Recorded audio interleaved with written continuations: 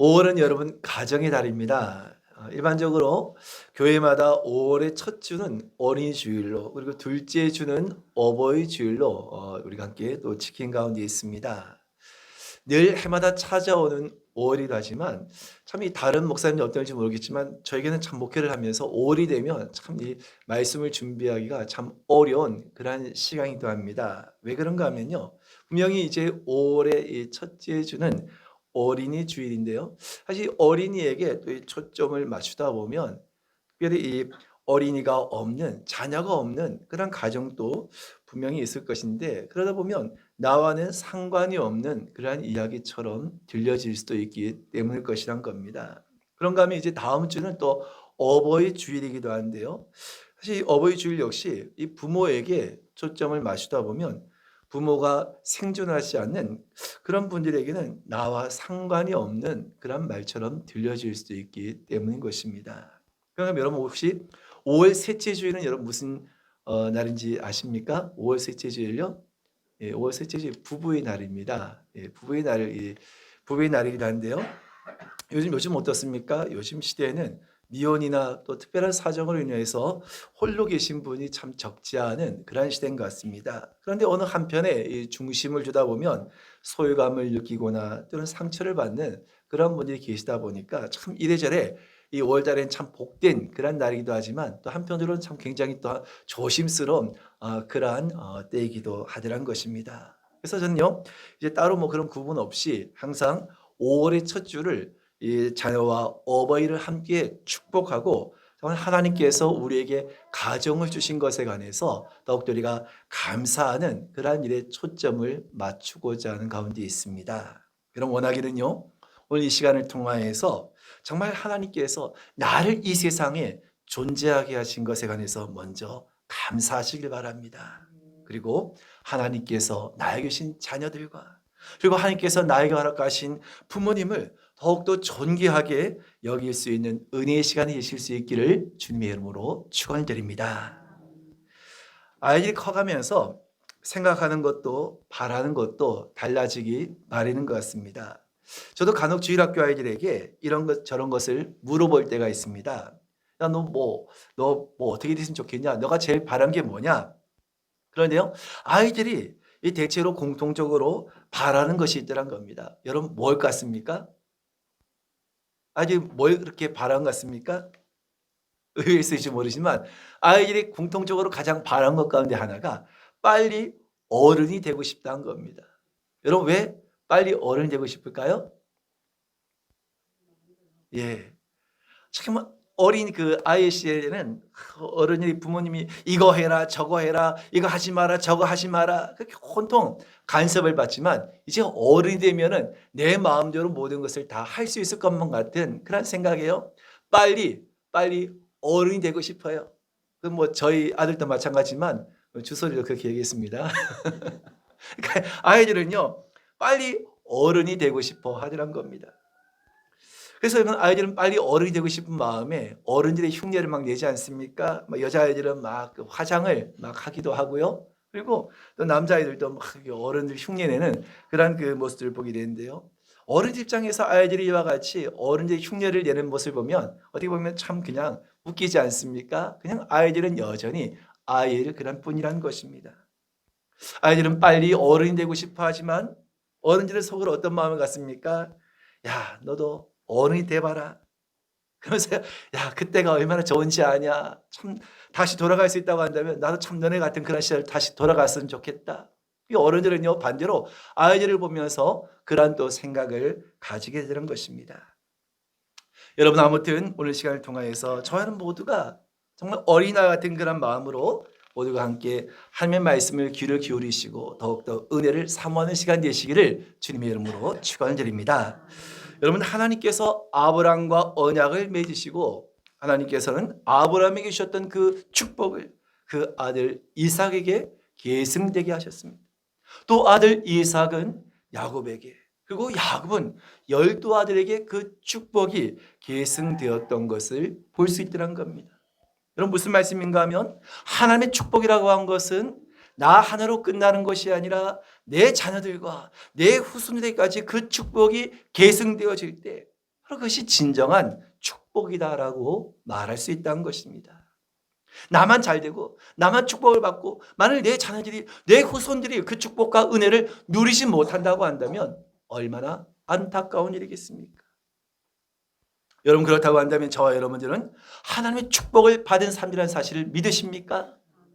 여러분 나는 축복의 삶이라는 것을 믿으십니까? 왜 아멘 안 하신 분이 계십니까? 나는 하나님의 축복을 받은 삶이라는 사실을 믿으십니까? 아멘. 우리가 이것을 여러분 믿는다고 한다면 우린 내가 받은 이 축복을 전하고 나누어 주는 사람이 되어야 한다는 것입니다. 왜겠습니까? 우리에게 하나님 주신 그 축복이 계속해서 지속되어지고 그 축복이 더욱더 배가 되기 위해서는 우린 하나님께 주신 그 축복을 계속해서 흘려 보내야 한다는 것입니다. 내가 가지고만 있어야지. 이 좋은 건 나만 소유해야지. 그것이 아니라 우리 내가 받은 것을 더욱더 베풀고 나누고 그것을 흘려보낼수록 그 축복은 더욱더 배가 된다는 것입니다. 여러분 시편 기자도 시편 109편 17절에 이와 같은 말씀을 주고 있는데요. 우리 한번 같이 한번 읽어보겠습니다. 시작. 그가 저주하기를 좋아하더니 그것이 자기에게 임하고 축복하기를 기뻐하지 아니하더니 복이 그를 멀리 떠났으며. 아멘. 여러분 그렇습니다. 하나님의 자녀들에게는 준 큰 권세가 있는데 그것이 무엇이냐? 바로 축복과 저주의 권세라는 것입니다. 그래서 여러분 이 권세는 하나님의 이름으로 축복하는 자는 더욱더 그 축복이 임하게 되지만 오히려 반대로 저주하는 자는 오히려 그 저주가 임하게 된다는 것입니다. 여러분 우리가 말씀을 기억한다고 한다면 우리는 늘 서로를 축복하는 사람이 되어야 하는 것입니다. 그 축복의 대상이 우리의 가족, 우리의 부모, 우리의 자녀, 우리의 이웃을 향하여서 그 축복을 계속해서 우리는 흘려보낼 수 있는 그런 삶이 되어야 한다는 것입니다. 그래야지만 결국 이것이 내가 복을 받는 것이 되어지고 이것이 내 가정이 복을 받는 것이 되어지고 내 자녀들과 내 후손들이 복을 받는 비결이 될 줄로 믿으시기를 축원을 드립니다. 여러분 성경을 보게 되면 누군가를 축복할 때 그 축복의 주체와 그 대상이 여러 유형이 있었다라고 한 것을 찾아볼 수가 있습니다. 그 첫째가 무엇이냐? 바로 아버지가 아들을 축복하는, 아버지가 그 자녀를 축복하는 경우다라고 할 수 있는 것입니다. 여러분 창세기 28장에 보게 되면 이삭이 나이가 많이 들게 됩니다. 그래서 큰 아들 바로 에서에게 별미를 만들어 오도록 하게 하고 이를 통하여서 그 큰 아들 에서를 축복하고자 했던 것입니다. 하지만 그 사실을 엿들었던 그 아내 리브가는 둘째 아들 야곱을 더 사랑해서 야곱으로 하여금 별미를 준비해서 아버지께 그 별미를 드리고 아버지의 축복을 가로채고자 했던 것입니다. 여러분 도덕적으로 봤을 때 아버지를 속이고 형이 받을 축복을 가로챘다. 그것은 잘못인 것처럼 보인다 할지라도 형 에서는 어떤 사람이었습니까? 장자의 축복, 장자의 직분을 하나님 주신 그 축복을 경홀히 여긴 사람이었던 것입니다. 그래서 여러분 그 아버지의 축복을 결국 누가 받게 했다고 했습니까? 바로 야곱에게. 아버지의 그 축복이 그 아들 야곱에게로 이어지게 된 것을 볼 수 있다는 것입니다. 뿐만 아니라 마태복음 1장에 보게 되면 예수님의 족보에 관한 이야기가 쭉 나오는데요. 아브라함이 이삭을 낳고 그 이삭이 야곱을 낳고 야곱이 유다와 그의 형제를 낳았다라는 말씀이 있습니다. 여러분 이것을 보게 되더라도요. 그 아버지를 통하여서 자녀들에게 그 축복이 계승되어지는 것이 얼마나 중요한 것인가 하는 것을 보여주고 있다는 것입니다. 여러분 하나님께서 주신 그 부모의 권세로 그 부모의 축복의 권세로 자녀들을 마음껏 축복할 때 반드시 그 축복은 자녀들에게 계승될 줄로 믿으시기를 주님의 이름으로 축원을 드립니다. 두 번째는 어떤 경우가 있는가? 할아버지가 그 손주를 축복하는 그러한 경우가 있다는 겁니다. 창세기 48장에 보게 되면 야곱이 애굽에 이르게 되었을 때 그 11번째 아들이었던 요셉을 만나게 되지 않습니까? 그리고 그 요셉에게 두 아들이 있는 것을 보게 되었는데 바로 므낫세와 에브라임이었던 것입니다. 요셉은 그 축복, 아버지로부터 흐르는 그 축복의 그 위대함을 알기 때문에 그 야곱을 통하여서 그 아버지를 통하여서 자신들의 그 자녀인 므낫세와 에브라임을 축복해 줄 것을 구하지 않습니까? 그때 야곱은 어떻게 했습니까? 두 손자를 축복해 주는 그런 장면을 볼 수 있다는 것입니다. 요셉은 자신의 아버지 야곱이 자신의 그 아들들에게 그 축복의 기도를 할 때 그 축복의 기도가 얼마나 엄청난 축복인가 한 것을 알았던 것입니다. 여러분, 오늘 특별히 이곳에 손주를 두신 분들 계시지 않습니까? 손자 손녀를 두신 분들은요, 내가 노년에 뭘 할 수 있을까? 이제 내가 뭐 일거리도 없고 용돈 줄 것도 없고 내가 뭐 무슨 아이들에게 내가 어떤 존재일까? 그런 어떤 마음을 갖고 있는 것이 아니라, 하나님께서 나에게 노년임에도 불구하고 하나님께서 나에게 주신 엄청난 축복의 권세가 있다는 사실을 믿으시길 바랍니다.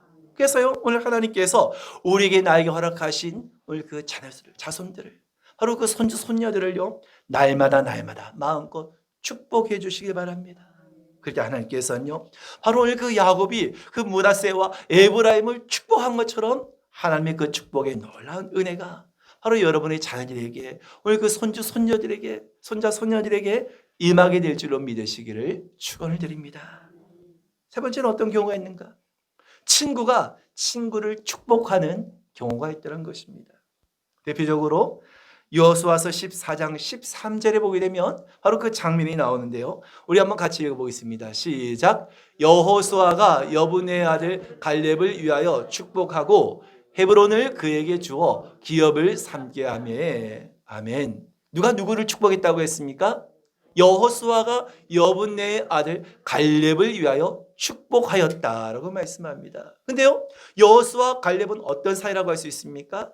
친구와 같은 그런 관계였다는 것입니다.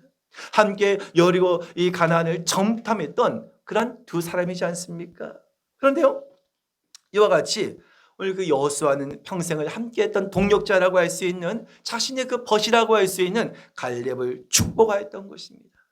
여러분, 이것을 보게 되면 오늘 저와 여러분들도 우리 주변에 있는 많은 벗들이 있지 않습니까? 또 이웃들이 있지 않습니까? 저를 축복할 때 오늘 그 축복이 또한 얼마나 놀라운 은혜로 임하게 되는지를 알 수 있게 된다는 것입니다. 그럼 여러분, 할 수 있다면 여러분 주변에 있는 많은 이웃들을, 여러분 많은 주변의 그 친구들을 여러분 마음껏 축복하는 축복의 삶이 되실 수 있기를 주님의 이름으로 축원을 드립니다. 이것이 다른 어떤 것보다도 가장 큰 사랑이기도 하다는 것입니다. 그런가 하면 네 번째로 어떤 경우가 있는가? 주의 종이 그 성도들을 축복하는 그런 경우가 있다는 것입니다. 민수기 6장 27절의 말씀을 같이 볼까요? 시작.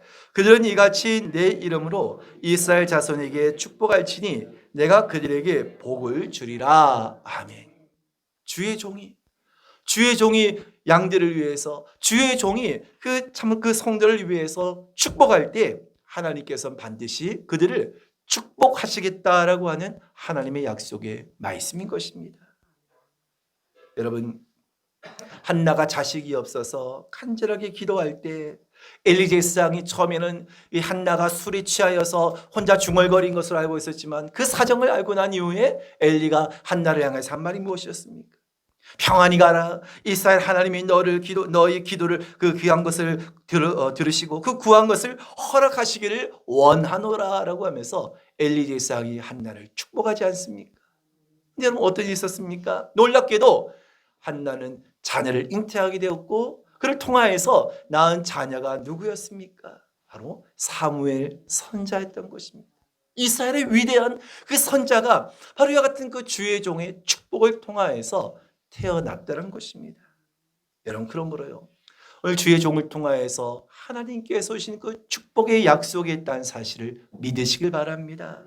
그래서 중요한 것은 이와 같이 우리 여러 다양한 그런 모습으로 우리가 그 축복을 난 전해줄 수 있고 또 축복을 받을 수 있게 되는데요, 중요한 것은 바로 우리가 이 축복을 받고자 하는 사람들은 어떤 그런 것을 가지고 있어야 하냐?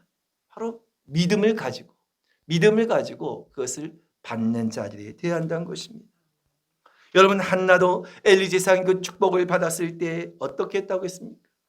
그녀의 얼굴에 다시는 슬픈 빛이 없었다라고 말씀하고 있다는 겁니다. 엘리 제사장이 이와 같이 한나를 축복했을 때 바로 한나는 그 마음속에 반드시 그렇게 될 줄로 믿었기 때문에 그 얼굴에 다시는 슬픈 빛을 가지 않았던 것입니다. 하나님께서 반드시 그렇게 되어 주실 줄을 하나님께서 약속하신 대로 반드시 이루어질 것을 믿었다는 것입니다.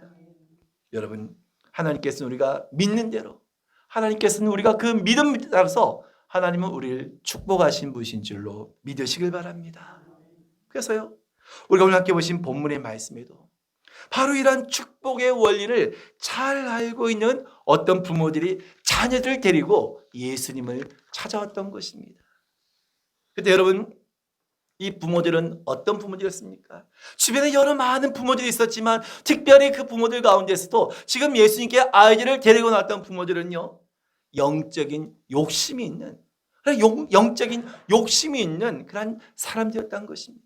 많은 사람들이 있었지만 그 가운데 특별히 이들이 자신들의 그 자녀들을 예수님께 데려왔던 이유가 무엇 때문이었습니까? 예수님께서 자신들의 그 자녀를 만져주시기를 바랐다라고 말씀하고 있다는 겁니다. 그러니까 한마디로 예수님께서 그 자녀들을 축복해 주시기를, 그들을 축복 기도해 주시기를 바라는 마음으로 아이들을 데리고 왔다는 것입니다. 많은 부모들이 있었지만 그 가운데서 특별히 이와 같은 자녀를 향한 영적인 욕심을 가진 그런 부모들은 이들 뿐이었던 겁니다. 근데 여러분, 문제는 무엇입니까? 정작 제자들은 아이들을 데리고 오는 그 모습을 보고 부모와 아이들 향하여서 꾸짖고 그들 아이들을 쫓으려고 하지 않았습니까? 이유가 뭐 때문이었겠습니까? 지금 막 사람들이 몰려들어서 정신없이 복잡하고 지금 막 정신이 없는데 이 귀찮은 아이들까지도 데리고 오면 더 정신이 없을 것 같아서 이 아이들을 쫓아내려고 했던 것입니다. 그리고 예수님께서도 잘 쫓아냈다. 내가 정신이 없어서 했었는데 아이들 잘 쫓아내서 잘했어. 그같이 오늘 예수님께서 말씀하실 걸로 생각했는데요. 오히려 예수님의 반응은 어땠습니까? 제자를 향하여서 노하고 책망하셨다라고 말씀하고 있다는 겁니다. 그것이 오늘 본문의 14절의 내용인데요. 우리 한번 14절을 보겠습니다. 시작. 예수께서 보시고 노하시어 이르시되 어린 아이들이 내게 오는 것을 용납하고 금하지 말라. 하나님의 나라가 이런 자의 것이니라. 아멘. 오늘 예수님께서는 아이를 쫓는 그 장면을 보면서 그 부모들이 어쨌든 영적인 욕심을 가지고 예수님께 기도를 받기 위해서 이와 같이 나왔는데 오늘 그들을 쫓아낸 그 광경을 보면서 예수님은 노하셨다라고 말씀하고 있다는 겁니다. 자, 그러면서 이어서 하신 말씀이 무엇입니까? 15절입니다. 시작. 내가 진실로 너희에게 이르노니 누구든지 하나님의 나라를 어린 아이와 같이 받들지 않는 자는 결단코 그곳에 들어가지 못하리라 하시고. 아멘. 오히려 예수님께서는요, 그런 아이들을 용납하시고 안수하시고 그들을 축복하셨던 것입니다. 성경에는 이 아이들이 어떤 아이들인지, 이 아이들의 이름이 누구인지는 아마 기록되지 않으면 우리는 알 수 없지만 분명히 예수님의 만져주심을 바라고, 그리고 그 예수님 앞에 나갔던 이 어린 아이들은 예수님께 이와 같이 만지심을 받은 그 축복이 받은 아이들은요, 아마 이후에 아마 하나님의 나라를 위한 제목으로 쓰임 받았을 것을 우리는 생각해 볼 수 있다는 것입니다. 여러분, 그렇습니다. 이 아이들의 부모는 다른 어떤 누구보다 무엇보다도 영적인 욕심을 가지고 있었던 것입니다. 그래서 여러분, 예수님께서 이 아이들을 만져주시면, 예수님께서 이 아이들을 축복해 주시면 이 아이들의 삶이 복되어지고 강건해질 것이라고 한 것을 믿었던 것입니다. 여러분, 우리 믿음의 부모들은 다른 어떤 것보다 우리 자녀들에 대한, 이 자녀들에 대한 영적인 축복에 대한 욕심을 가져야 될 줄로 믿으시길 바랍니다. 다른 어떤 것보다 우리 부모들이 가져야 할 것은 자녀에 대한 영적인 욕심을 가져야 한다는 것입니다. 그런데 여러분, 정작 믿음의 부모라고 하면서도 자녀들의 영적인 어떤 상태라든지 자녀들의 어떤 그 신앙에 관해서는 별 관심이 없는 분들이, 그런 가정들이 너무나 많다는 것입니다. 온통 그 관심은 성적이라든지 공부라든지 어떤 그런 진로에 관한 그런 문제들만 온통 그것에 다 집중해서 그것에서 빠져있지, 정말 자녀들의 어떤 영적인 상태나 신앙에 관해서는 그다지 그렇게 신경을 쓰지 않는다는 것입니다. 여러분, 우리 장로교회는 유아 세례를 행하고 있는 가운데 있습니다. 그리고 이것이 성경적인 것으로 인정하고 있습니다. 근데 어떤 이들은요, 이 유아 세례를 반대하면서 이 유아 세례는 비성경적이다라고 주장하기도 합니다. 그 이유가 무엇이냐? 이 세례가 한 것은 자신의 어떤 신앙을 따라서 이 자신의 그 신앙의 고백을 따라서 세례를 받는 것이 합당하기 때문이라는 것입니다. 얼핏 여러분 그럴듯한 말처럼 들려지지 않습니까? 하지만 사실 이것은 잘못되어진 생각이라는 것입니다. 왜냐하면 여러분 이 말은 내가 자녀를 양육할 때 하나님의 말씀을 따라서 양육하지 않고 그냥 내 마음대로 하겠다는 것과 다를 바가 없기 때문인 것입니다. 왜 하나님께서 이스라엘 백성들에게 태어난 지 8일 만에 할례를 받도록 하게 하였습니까? 여러분 이 아이들이 태어날 때 자기 의지를 가지고 할례를 받습니까? 아니란 거. 태어날 때부터 하나님께서는 태어난 지 8일 만에 할례를 행함을 통하여서 그들이 하나님의 백성이란 하나님의 자녀라는 사실을 잊지 않도록 하게 할 뿐만 아니라 그 부모에게는 이들이 더욱더 하나님의 자녀로서 살아갈 수 있도록 합당하게 그들을 양육하고 또한 그들을 키울 것을 또한 맹세하는 그런 의미를 가지고 있기 때문인 것입니다. 그래서요, 이 유아 세례를 할 때 사실 유아 세례도요, 부모의 어떤 아이, 여러분 아이 2살 밑에 그런 아이가 무슨 사고가 있고 무슨 자기의 신앙을 고백할 수 있겠습니까? 근데 유아 세례를 통하여서 사실 이 세례의 문답은 부모에게 하지 않습니까? 이 부모의 그 문답을 통하여서 어떻게 이 자녀를 양육할 것인가? 그래서요, 이 유아 세례를 받을 때 부모에게 하는 문답을 보게 되면 여러분은 이 자녀를 그리스도의 피로 씻음과 성령의 새롭게 하는 은혜를 받아야 할 것을 믿습니까? 라고 묻습니다. 한마디로 이야기하면 이 아이가 하나님의 구원받을 자녀가 되음을 믿느냐라는 것입니다. 또한 여러분은 자신의 구원을 위하여 전력하는 것 같이 이 어린이도 주 예수 그리스도의 신뢰함으로 구원 얻을 줄 믿습니까? 그러니까 그 자녀도 내가 구원을 얻은 것처럼 이 자녀도 구원에 이르기까지 부모로서 마땅히 해야 할 그 의무를 다 하게 했냐는 것입니다. 또 여러분은 지금 완전히 이 자녀를 하나님께 바치고 겸손한 마음으로 하나님의 은혜를 의지하여 친히 경건의 본을 보이기를 힘쓰며 그리스도 안에서 믿음으로 양육하기로 서약합니까? 그러니까 부모가 믿음의 신앙의 본을 보이면서 이 자녀를 바르게 양육해 갈 것을 맹세하냐는 것입니다. 이와 같은 유아 세례를 통하여서 부모에게 이와 같은 문답을 한 의도가 무엇입니까? 바로 이 자녀는 하나님께서 우리가 허락하신 선물이죠. 또한 마땅히 부모된 자는 이 자녀를 믿음으로 바르게 양육할 것을, 양육해야 한다는 것에 대한 하나님과의 어떤 약속, 하나님과의 맹세의 의미가 바로 그 가운데 있다라고 했던 것입니다. 그런데요, 유아 세례 같은 건 필요 없다라고 이렇게 만약에 이것을 거부한다고 한 것은 내가 하나님의 부모로서 하나님께서 나에게 맡기신 그 자녀를 내가 온전히 그들을 양육하지 않고 돌보지 않겠다라고 한 것과 사실 다를 바가 없다는 것입니다. 여러분, 우리의 자녀들을 먹이고 입히고 재우고 공부시키는 것, 이것이 부모로서 그 해야 할 의무의 전부가 아니라는 것입니다. 가장 중요한 의무는 무엇입니까?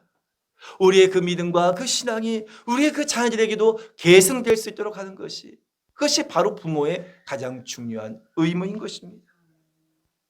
그래서 여러분, 자녀들에게는 항상 부모가 무엇을 가르쳐야 하는가, 무엇이 가장 중요하고 무엇이 가장 우선되어야 할지를 항상 그 자녀들에게 가르칠 수 있는 부모가 되어야 한다는 것입니다. 그래서 여러분, 자녀들에게 절대적으로 이것만큼은 절대로 이것만큼은 흔들려서 안 돼, 절대로 이것만큼은 양보해서 안 돼, 이와 같은 하나님을 향한 그 절대적인 그 신앙을 아이들에게 늘 전수해 줘야 한다는 것입니다.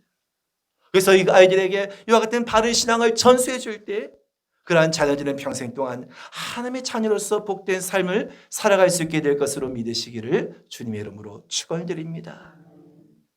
여러분, 특별히 부모된 자들은 우리 자녀들에게 믿음의 본을 보일 수 있어야 합니다. 오늘날 여러분, 한국교회 이 청년들과 그리고 주일학교 아이들의 그 숫자가 급속도로 감소하고 있다고 합니다. 그런데요, 이 청년들, 특별히 이 청년들 가운데서 왜 교회 나간 것이 싫으냐? 왜 교회 나간 것이 싫으냐? 이와 같이 그 이유를 물었을 때요, 여러 가지 그런 많은 이유가 있겠지만 이 아이들이 교회를 나가기 싫어하는 그 이유가 한데 하나가 부모나 또는 그 주변 사람들이 신앙생활을 제대로 하지 못한 이유가 가장 크다라는 것입니다. 그 부모와 그 주변 사람들의 어떤 그 교회 안과 그 밖에서의 너무나 이중적인 그런 그 신앙의 모습에 실망을 하고 그리고 교회를 떠난 젊은이들이 너무나 많다는 겁니다. 여러분, 정말 우리 자녀들이 복되기를 원한다고 한다면, 우리 자녀들이 하나님의 그 축복과 은혜를 누리기 원한다고 한다면 부모의 역할이 절대적인 것입니다. 그래서 단언하기는 만일 자녀의 그 잘못이 있다고 한다면 그것은 100% 부모의 책임이다라고밖에 말할 수가 없는 것입니다.